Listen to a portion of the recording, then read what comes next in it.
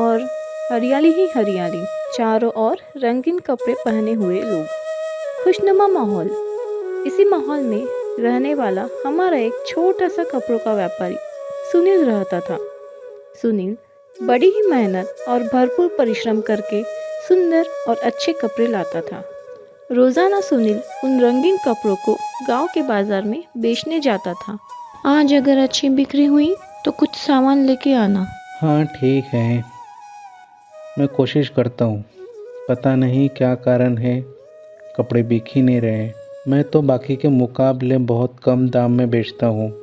सबकी ज़रूरत के हिसाब से मैं बेचता हूँ, फिर भी लोग कोई ना कोई कमी कपड़ों में निकाल ही लेते हैं।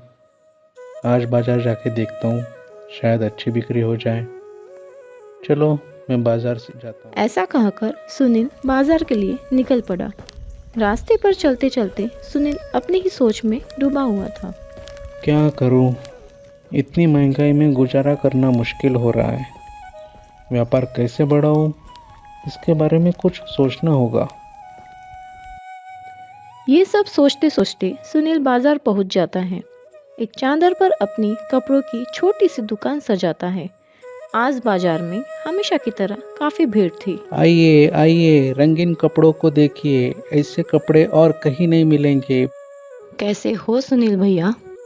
मैं ठीक हूँ भाभी, बताइए क्या दिखाऊँ आपको। मेरी गुड़िया के लिए एक अच्छा सा फ्रॉक दिखाइए। अभी दिखाता हूँ। ये देखिए, ये कैसा है। उम्म, ये रंग कुछ अच्छा नहीं है। कोई चटक और चमकता रंग जो त्योहार और बाकी कार्यक्रम में पहन सके, ऐसा कुछ दिखाइए।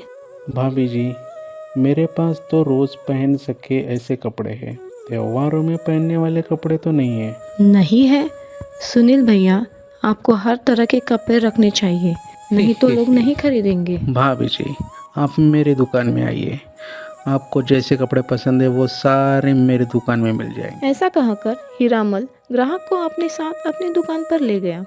सुनील को ये सब देखकर बहुत बुरा लग रहा था। दिन ढल गया और शाम हो गई।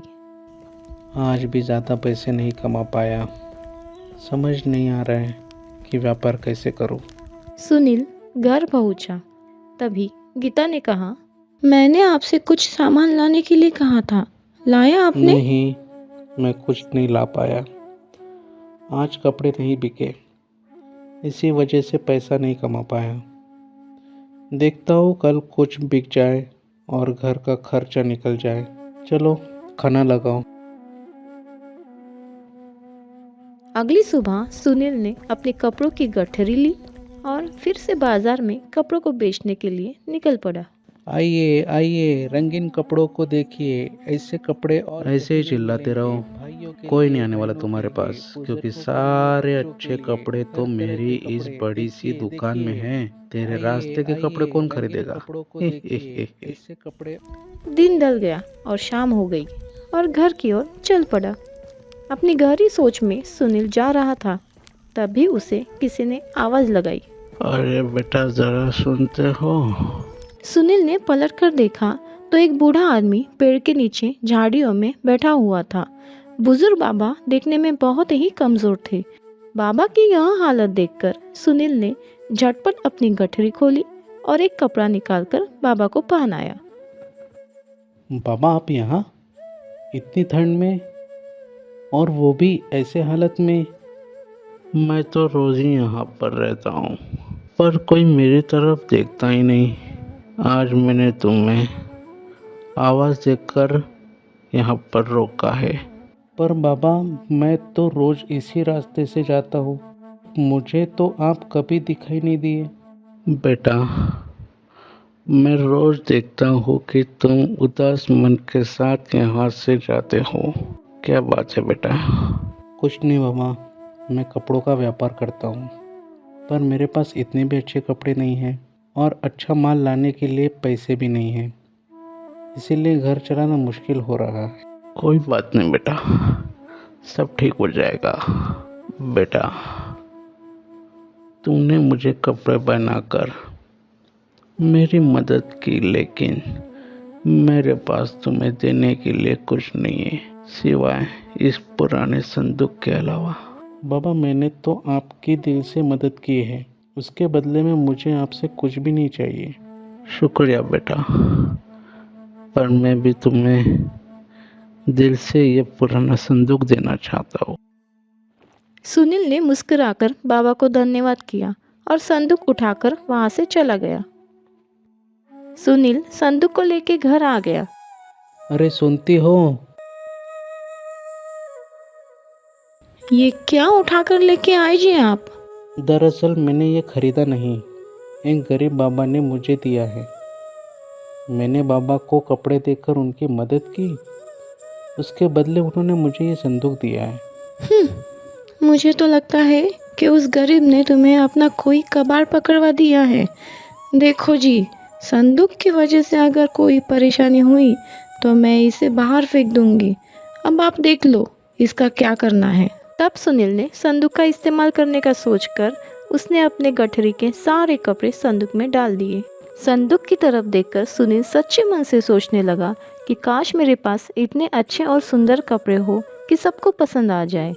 सुनील ये सोच ही रहा था कि संदूक हिलने लगा और अपने आप खुल गया और संदूक में जो कपड़े रखे हुए थे वो सब सुंदर रेशमी कपड़ों में बदल गए। सुनील और गीता यह सब देखकर चौंक गए। उनकी आंखों के सामने कपड़े पूरी तरह से बदल गए।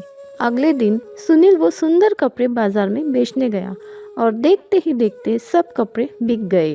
रोजाना सुनील अच्छे अच्छे कपड़े लेकर बाजार आता और सारे कपड़े हाथों हाथ बेच देता।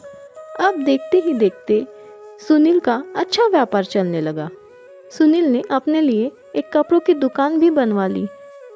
सेठ हीरामल कई दिनों से यह सब देख रहा था। अब सेठ हीरामल का धंधा मंदा हो रहा था। अरे, इस सुनील की वजह से तो इतना नुकसान हो रहा है। वो इतने सुंदर कपड़े लाता कहाँ से है और इतने कम दाम में कैसे बेचता है?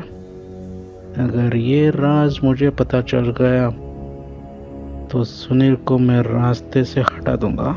आज रात सुनील का पीछा करता हूँ, शायद कुछ पता चल जाए। उसी रात सेठ हीरामल ने सुनील का पीछा किया। सुनील के घर के खिड़की के पास सेठ हीरामल ने छुप छुप के सब देख लिया। ओहो, तो ये बात है। अब मुझे अमीर होने से कोई नहीं रोक पाएगा। बस इन दोनों के सोने के बाद मैं इस संदूक को चुरा लूंगा। सुनील और गीता के सोने के बाद सेठ हीरामल चुपके से सुनील के घर में घुसकर संदूक को चुरा लिया। दरवाजे की आवाज सुनकर सुनील उठ गया। सुनील ने सेठ हीरामल का पीछा किया। सेठ हीरामल के घर पर तो चलो संदूक, मुझे भी अच्छे अच्छे कपड़े दे दो ताकि मैं अमीर बन सकूं। संदूक में रखे कपड़े नहीं बदले। सेठ हीरामल गुस्से में आकर संदूक को लात मारने लगा। देखते ही देखते संदूक में रखे सारे कपड़े खराब हो गए। अरे ये क्या हो गया? उल्टा जादू कैसे हो गया? मैं तो लूट गया, बर्बाद हो गया। सुनील ने यह सब देखा और मन ही मन मुस्कुराया। संदूक तो सिर्फ दिल की बात सुनता है। इससे हमें यह पता चलता है कि सच्चे मन से की हुई मदद हमेशा फलदायी होती है।